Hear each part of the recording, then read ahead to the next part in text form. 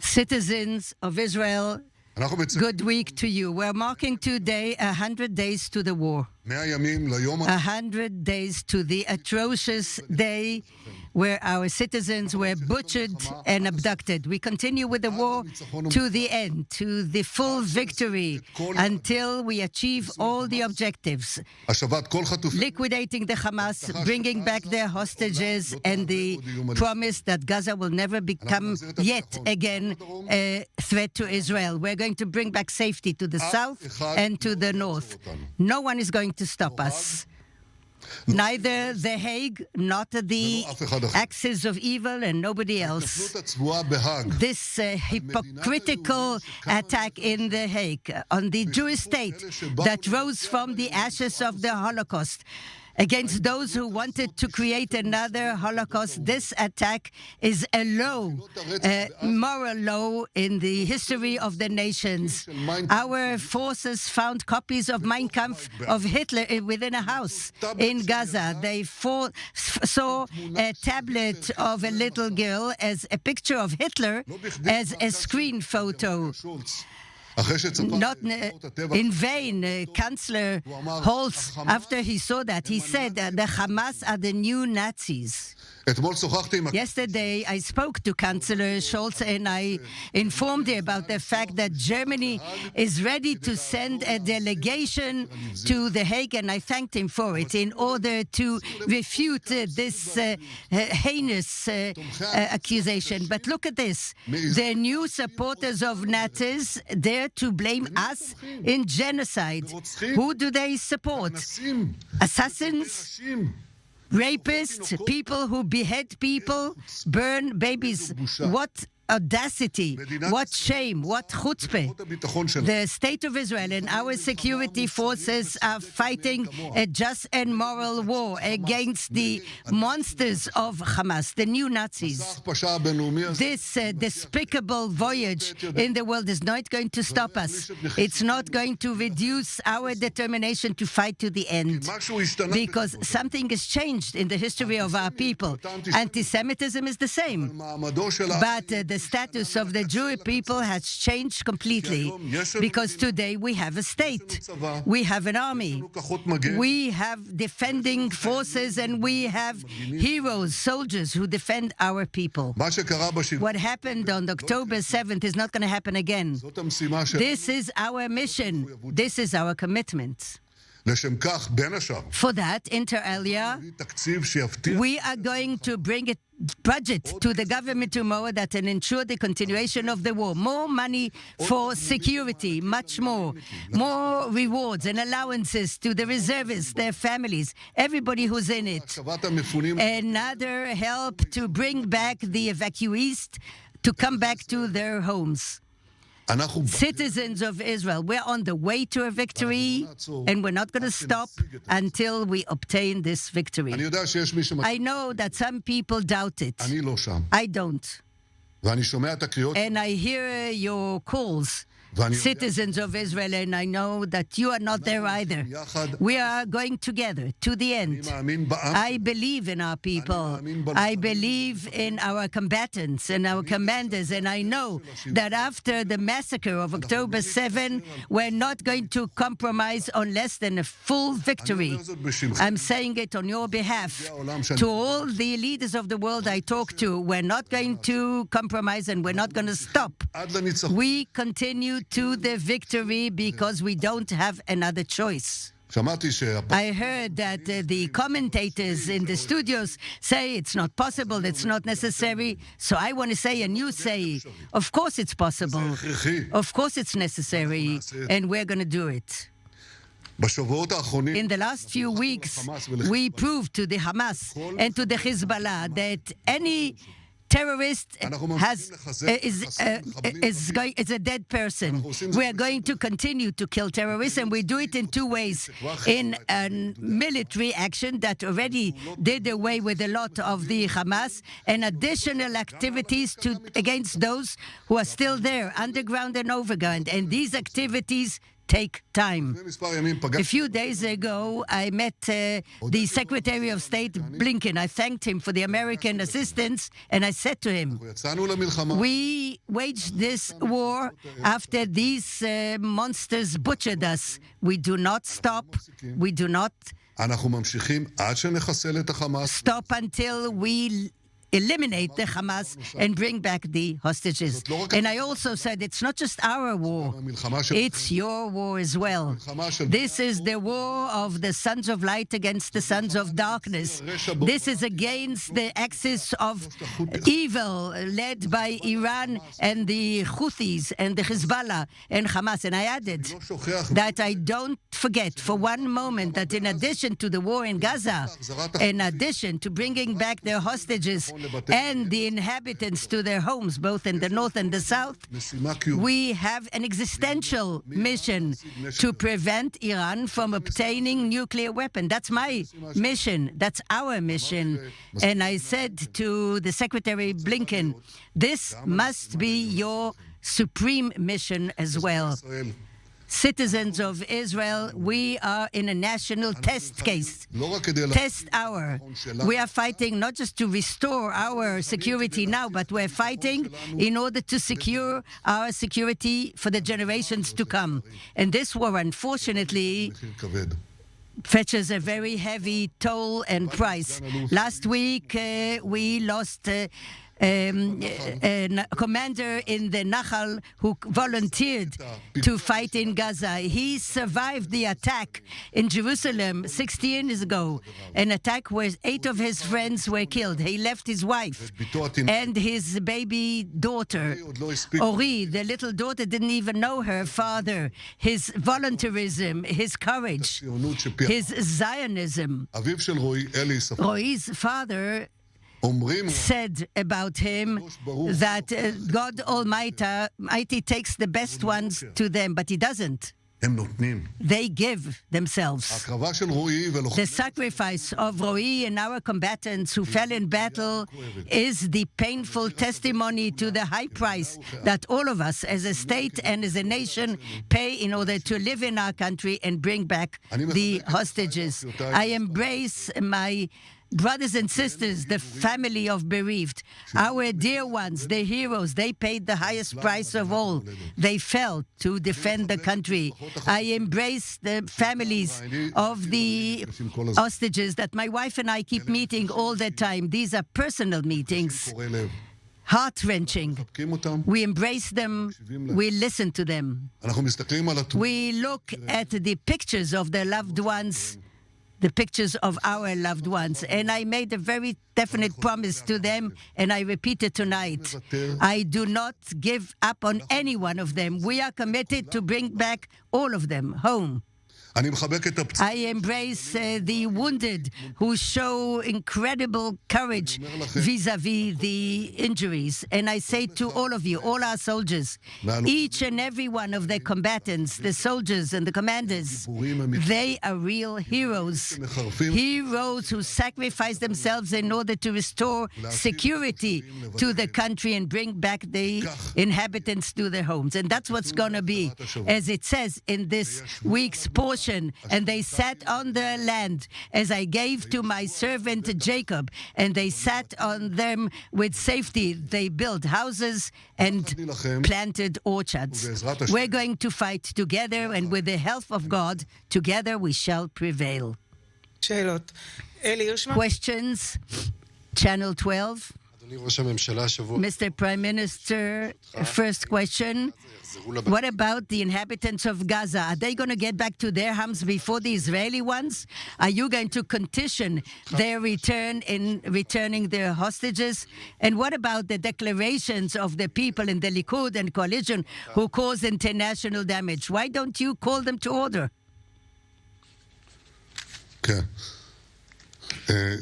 There's an international law, and that law says something simple. You take out a population to get them out of harm's way, and you don't bring them back as long as the risk is there. And the risk is there. There's a real fighting in the north of the Strip, and I said it to the Secretary Blinken. We're not going to bring back inhabitants to a place of risk. As to the declarations, why did you just mention the Likud and the coalition? Very interesting. You know, these declarations are very harsh. And of course, such an event like in the 9/11, did you hear what the Americans said? You have to read it in order to compare. There's no comparison.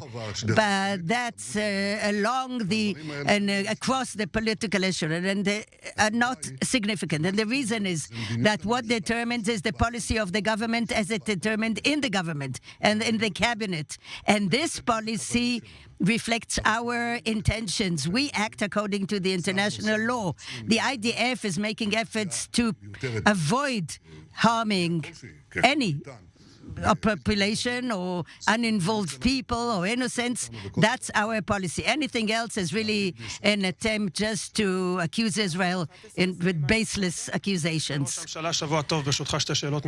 Good evening.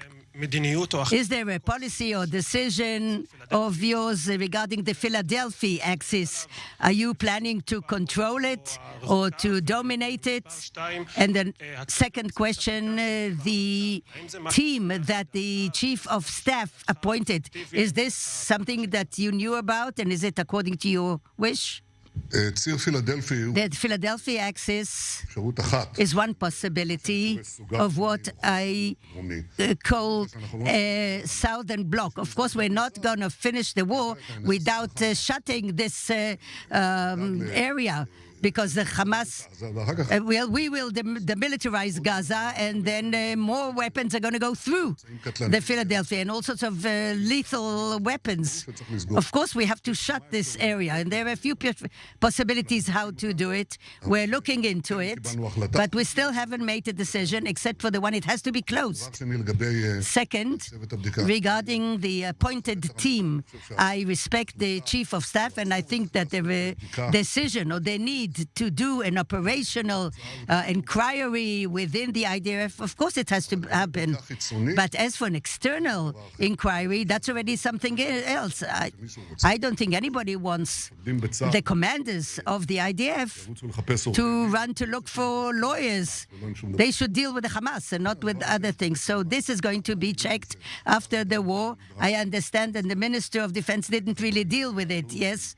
I'm sure he will, and of course, we shall discuss them. Channel 13, on the 2nd of December, you said nobody will lack money. There'll be money for everybody. And now we find a deficit of 6%. And are you going to cut back on education, health, welfare, national infrastructure? What about allowances to children, which was part of your election campaign? What did you discover now that you didn't know in the past? And maybe that expression was to transfer political monies to your people. Stop, please. Your delivery is really intentional and it's unjust. I spoke about the additional budget for 2023, and nobody lacked money there. Just a second. You quoted me regarding the other thing as if it relates to this budget, and it's not true. I meant the 2023. But now, a month later, we're talking about 2024. It's got all sorts of cutbacks. And I said, you know something else? They asked the second question. You prefer the second question? In the week where Professor Barak showed patriotism in order to defend Israel in The Hague, you invited the minister and Salem to your cabinet, the one who attacked, and he said he should rot in jail for life. Why do you need Salem now to be privy to these discussions today in the cabinet? In your two questions, there is a tendency and unfair and incorrect presentation of the things. First of all, I said there will be no lack of money. I spoke about the end of 2023, and in fact, the addition of 30 billion shekels was enough. With the same breath, okay, relax. The campaign continues, but you asked the question. Yes, You and the media, you're against one factor, but let me answer. I am sorry for the fact that you're trying to attach things that I said about 23 to the budget of 24. And I said that in 24 we'll have to make amendments. Amendments is adaptations and cutbacks in order to fund this huge security budget, because we do need it. And that's going to happen. And we're going to discuss it in the government tomorrow. There's no other choice. They said, where is the growth engine? The main growth engine is security. Security is going to give us the growth, and we need huge sums of money for the weapons, for the war, and also to start preparing our defense industries in order not to be dependent on anybody. This is not going to include those points of allowances and tax reductions. And I'll tell you why. Because many parents and reservists who serve, who are fathers to little children, they're depending on us, and we have to help them.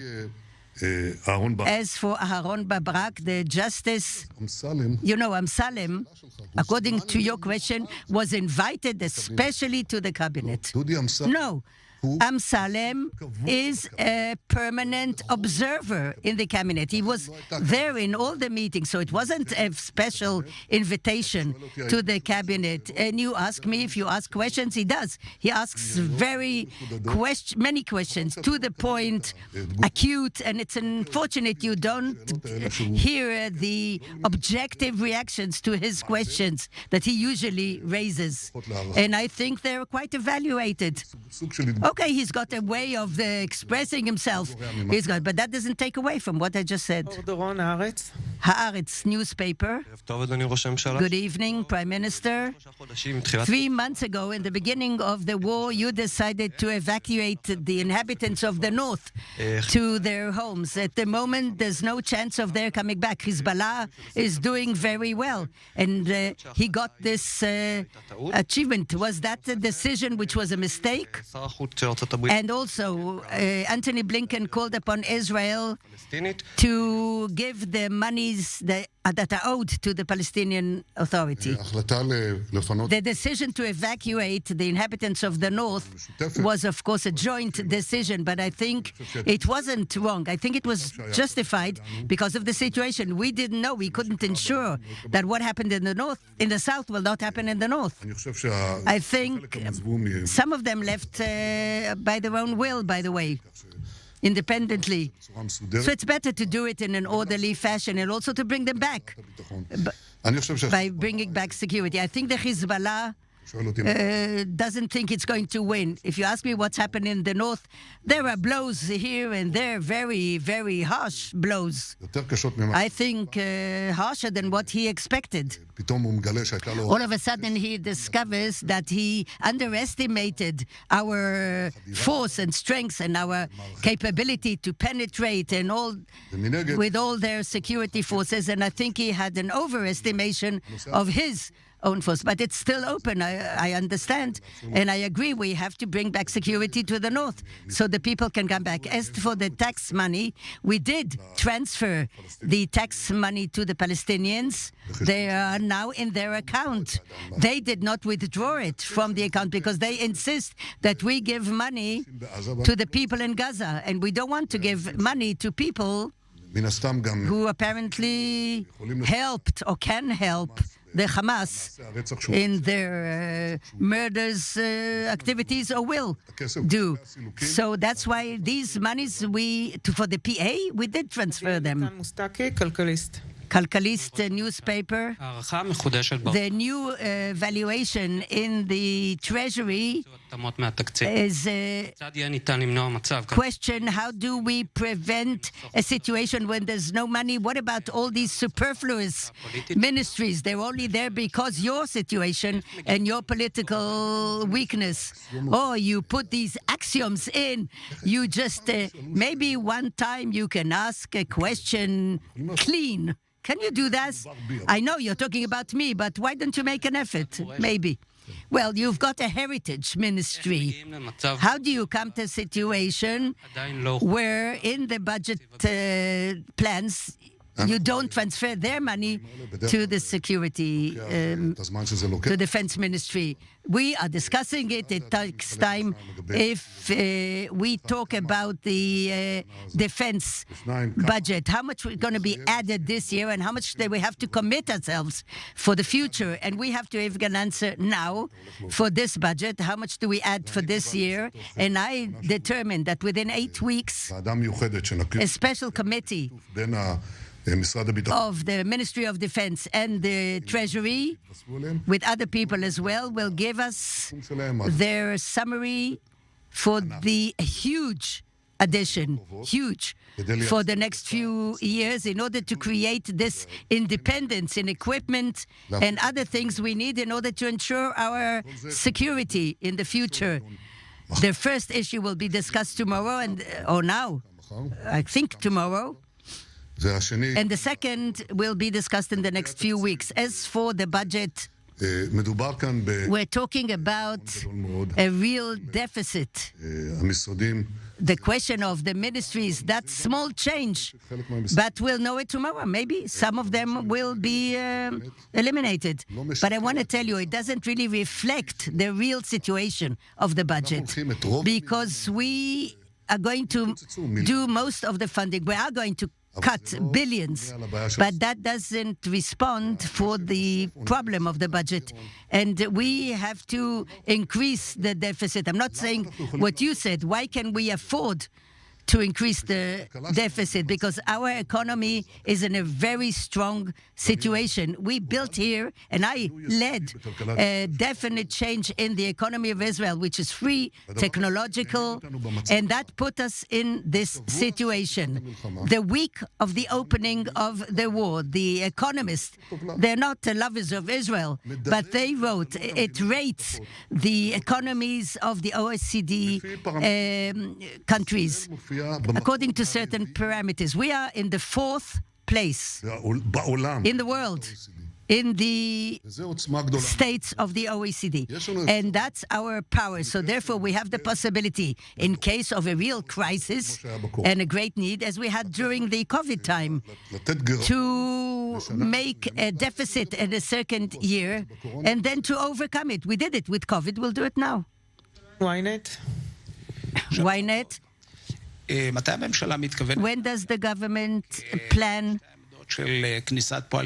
to talk about entry of Palestinian workers to Israel?